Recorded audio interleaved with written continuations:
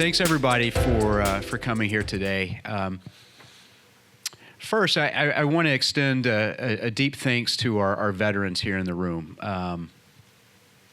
You know, society has advanced, over the millennia and over the centuries, but what has always, I don't want to say necessarily defined a society, but certainly signified a strength of societies across all the ages, has been the strength of its fighting forces. And I think we're very, very lucky in America to have the veterans that we have serving for us now and who have served for us in the past. That is one of the main reasons why America is what America is today. With all its warts and bruises, but with all of its good things too. We have veterans to thank for that. And true, yes, as things evolve, as people evolve, as societies evolve, maybe the strength in our fighting forces is not necessarily as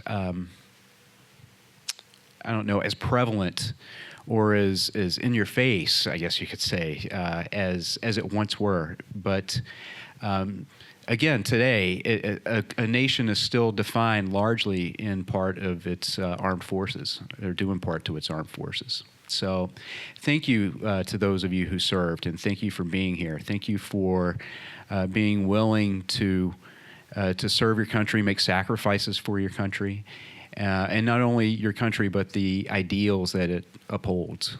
So give yourselves a big round of applause.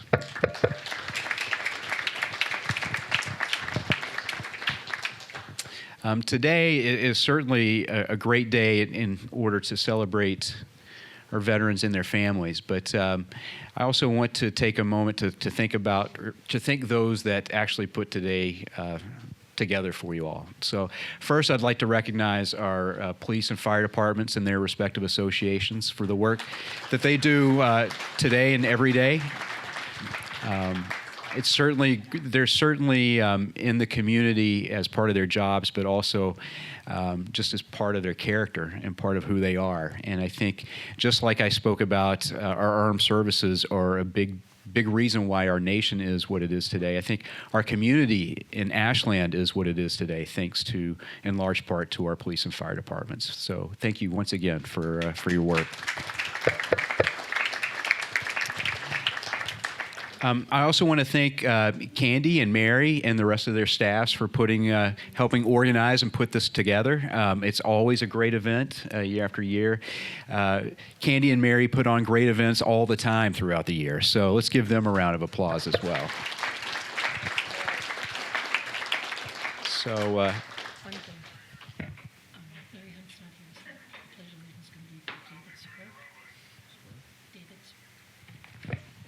Had a game day audible, had to be called right here. So Mary keeps me on my feet. I'm telling you, she stays on her feet too. But and I'm sorry, I didn't introduce myself. I just kind of assumed everybody knows. But I'm Michael Herbert. I'm our town manager. And but again, I was really, really happy to be asked to speak here today. But so thank you everybody who put today on. And before we move further, our armed services are made up of a number of branches. And what I would like to do is announce each of those branches. And if you served in one of those branches, if you could please stand up and be recognized, I'd appreciate it. So we're going to start off with the United States Army. Any Army veterans here, please stand up.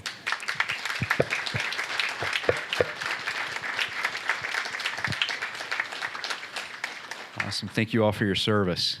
How about the Navy, United States Navy? I want to get some Navy vets here. Oh. Yes, Gabe, you were in the Navy. Yes. How about the Air Force? Any Air Force vets here?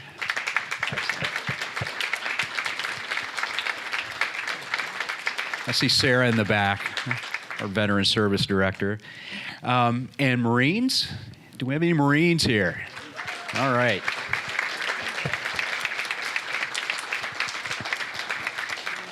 My mom always told me if there was any branch that would let me in, it would probably be the Marines, but she was wrong. So and then let's see, the Coast Guard. Do we have any Coasties here? All right.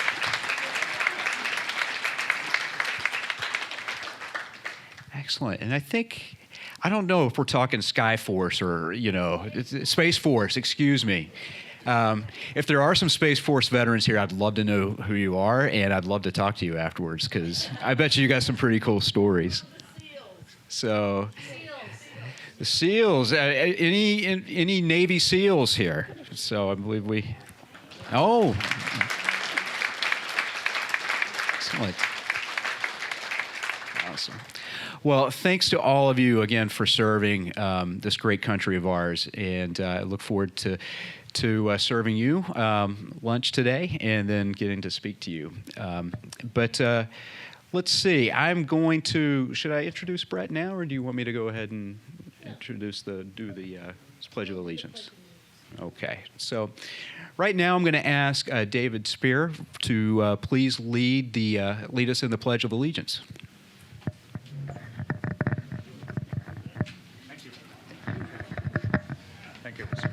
Hi, I'm David Spur. I'm the commander at the VFW in Ashland. I'm honored to be here.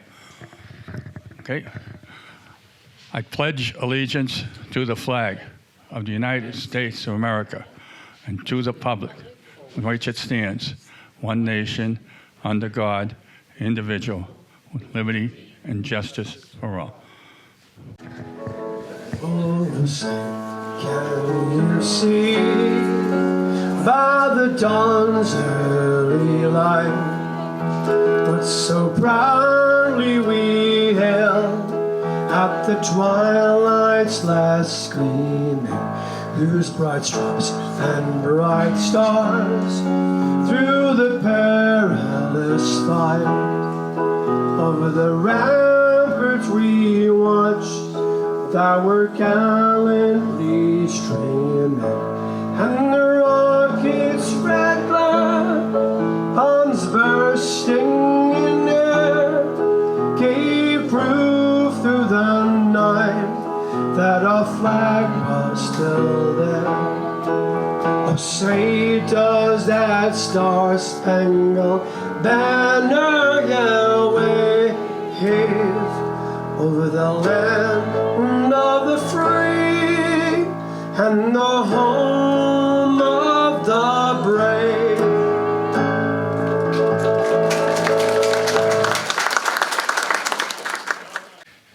I'm aware that there are a lot of concerns about the readiness of the United States military. I've heard plenty of people worry that the United States military is ill prepared for the mission assigned to it. I've heard concerns that the military is overly woke, that the soldiers are out of shape, and that they lack that warrior ethos. Well, ladies and gentlemen, I'm here today to tell you that you can rest easy that your United States military today stands ready to fight and win this nation's wars. Now, bear with me on this as I walk you through it, but I have every confidence, having served in the United States military for 24 years, from frontline infantry to divisional headquarters staff, I know what makes a good warrior. And I have every confidence that what stands in uniform today, be it in the Army, the Navy, the Marine, the Air Force, the Coast Guard, the Space Force, these are the people that you want there. These are the people that you need there. Ladies and gentlemen of Ashland, veterans, friends, police, fire, community leaders,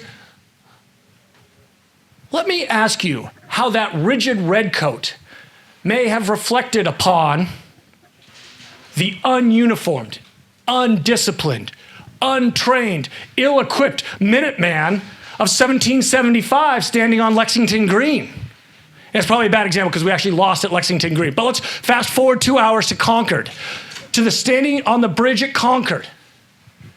They probably didn't think they looked very soldierly now, did they? But did they not repulse them from that bridge? Please understand that it is an error to try to compare the warriors of today to the era of yesterday. Sitting in this room, I'm surrounded by 80 warriors of different eras. And yes, I include myself in that. I fought in Afghanistan, I fought in Baghdad.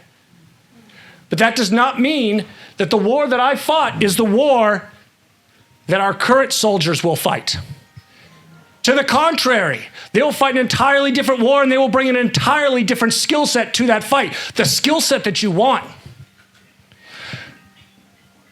Sitting right over here to my left, to your right, John Featherston, U.S. Army veteran himself, Desert Storm, and I believe you were a Red Leg, were you not? Red Leg, artilleryman. The way that Mr. Featherston over here learned to fire cannons was probably using that old Worms equation where you'd have to handwrite it out. And you'd have to handwrite out how this projectile was going to launch through the air. That's not how we fire artillery these days. We fire them through MLRS, through multi-launch rocket system, MLRS, through HIMARS. We fire them through Paladins that can fire whatever it is, like 6 rounds in the air all at once so that they're all calculated to land at the exact same time and essentially hit an entire 1 kilometer by 1 kilometer grid square, all with one shot, all at one time. And that's not a Captain John Featherston sitting there calculating it out by worms. No, that is the new intellectual, highly thoughtful, calculating soldier that knows how to use computers to calculate that type of artillery. The type of warfare that I fought, where there was a guy standing with a rifle shooting down range, that is not the way that we should be thinking that future warfare will be taking place, and it's not the way that your current U.S. military is planning on those wars. We have more sophisticated equipment now. We have equipment that allows you to fire from essentially video game consoles. Do you happen to know anybody that plays a lot of video games? Might it be the very generation we're putting in uniform today? Go watch your children, your grandchildren play these games like Call of Duty and such, and understand that the modern United States military is updating its equipment so that the people who have mastered those very video games that your kids are sitting in the basement playing are the same ones that will win this nation's warfare, or will win this nation's battle in the modern form of warfare. Let us not try to think that the soldier of the past is what we need for the soldier of the future. Be confident. Recognize what is necessary for the next great generation of warriors. It would be a fool's errand to try to compare what made a good soldier in the American Civil War to what made a great soldier in World War II, would it not? Standing there, disciplined, in a line, showing your chest to the enemy while loading your muzzle loader and then firing in cadence with the 10 men to your left, 10 men to your right. That did work in what we'd call first-generation linear warfare, such as we used in the Civil War. It didn't work in World War II. So what made a great warrior in World War II? Well, my personal opinion, not saying this is definitive, but I would suggest what made a great warrior in the World War II era was the ability to independently maneuver and lead small groups. I think that's one of the things that made American military fantastic in World War II. Because remember, look back at World War I. A bunch of soldiers all on line, getting up in line and charging across a battlefield in line with one officer, whatever, waving a sword in front of them or something like that. That's no longer how we were fighting in World War II, and to our benefit. No, in World War II, we empowered those captains to lead companies, those lieutenants to lead platoons, those sergeants to lead squads independently. This created the ability to fight small unit maneuver warfare, and that was one of the major contributions that America made to victory in World War II. So that's what made these World War II soldiers great in their time, was their ability to lead these small unit maneuvers. But that's not what was true in Vietnam. I would suggest to you, once again, speaking only for self, I would suggest some of the best warriors of Vietnam were those who were quick learners. Let us not forget, much of the US military during Vietnam were 1-year draftees. You had 1 year to get into uniform, to get trained, to get over there, to handle your business, and to come back. But also, when you're handling your business, remember, you also had to train the newer, younger soldiers, Marines, sailors, airmen that were coming in after you. So the best warriors of the Vietnam era, I would suggest, were those ones that quickly learned and were able to quickly impart that knowledge in that very short period of time that they actually served in the military. That's different than World War II. Now flash forward to my generation of warrior. Afghanistan, Iraq, Operation Enduring Freedom, Operation Iraqi Freedom. We had the benefit of, we didn't have draftees, we didn't have conscripts. All volunteer force, everyone's there for 4 years or more. We had much longer to train our soldiers and our Marines and our sailors and our airmen. So that was no longer the major issue. I would argue, from my experience, speaking only for self, what made the best warriors during my generation of war was cultural competence, cultural intelligence. We were fighting in some very complex cultural networks here. The tribal circumstances in Afghanistan in particular went back thousands of years, and there were alliances and hostilities, the likes of which none of us could ever fully understand, but the best soldiers, the best ones, were the ones that understood how the various cultural networks worked with one another, because that's what allowed us to get the best intelligence and to make sure we're fighting the right people and not the wrong, because things can look awfully similar. In fact, let me share a story with you. I was one time on a mission, and we had actually been we'd air assaulted in. It was awesome. It was hot LZ, taking fire as we come in, we land. It was a place called Chora was the name of this village. And it was in Afghanistan. It was in Ruzagan province. And we'd been fighting all through that night and into the morning, but we were told at some point reinforcements were coming in from a local militia. Here's the problem. When you've been fighting one enemy who's fighting in an asymmetric form and not really uniformed or anything, and you're expecting reinforcements from someone else who is also an asymmetric type unit, not necessarily in uniform, how do you know which units coming in are your own reinforcements versus the enemy's reinforcements? And I'm not going to get into the whole story, but when I saw a unit coming down a mountain pass, marching more or less in formation, we had to make a very quick judgment call as to whether we engage this as enemy reinforcements or we bring this in as potential friendly reinforcements. And fast forward, it ended up being me, my radio operator and me, going out, just the two of us, from the compound that we'd been occupied. We go out just hoping that these guys aren't going to draw down on us.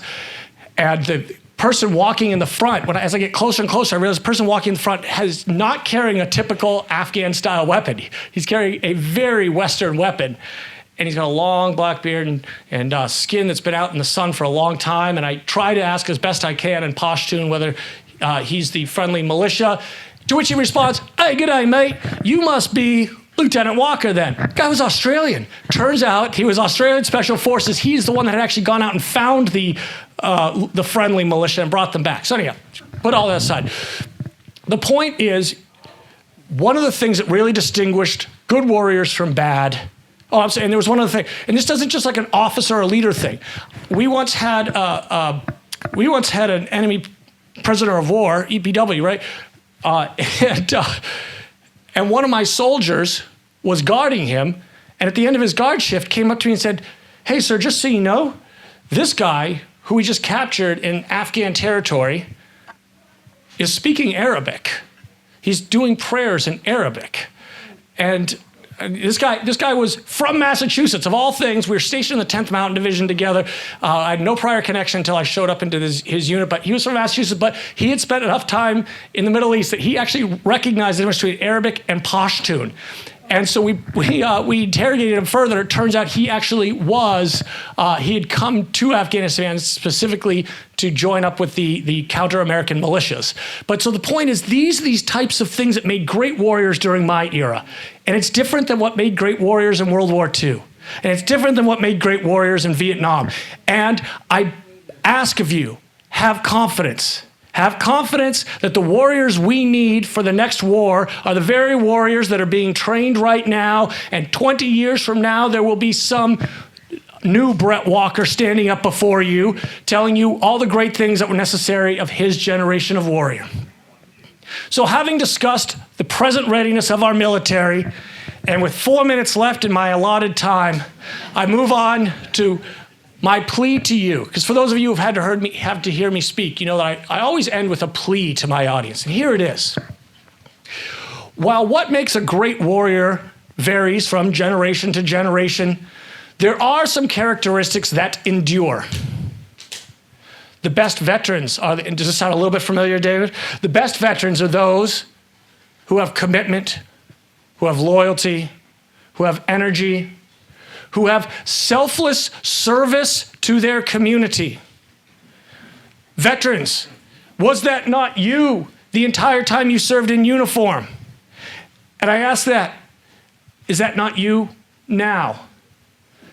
To whatever extent that you once defined yourself as someone committed to serving the community, someone who is loyal, someone who is energetic, someone who is capable and competent, I beg you, continue using that. Volunteer in your community now, today. There is never a shortage of need for good volunteers to do good things here in Ashland, in Massachusetts. Volunteer to read at the schools. Volunteer to help write. In fact, like Candy and Mary, you wouldn't have any use for volunteers here at the Ashland Community Center, would you? Volunteer to work right here. I checked, on my way in here, I checked the Ashland webpage. We currently need volunteers for the Historic Commission, for the Society, or the Committee on Aging, surely something else, right, Michael? I'm sure, Mr. Herbert, we've got something else out there. There's always need for volunteers, even if it's not here in Ashland. Get out and continue serving. What made you a great veteran was your service then. What continues to make us veterans great is that we continue serving tomorrow. Thank you very much for giving me the opportunity to share some thoughts with you. And God bless our veterans. And I really want to thank Mary and Candy and everybody else who put this together. The food was delicious.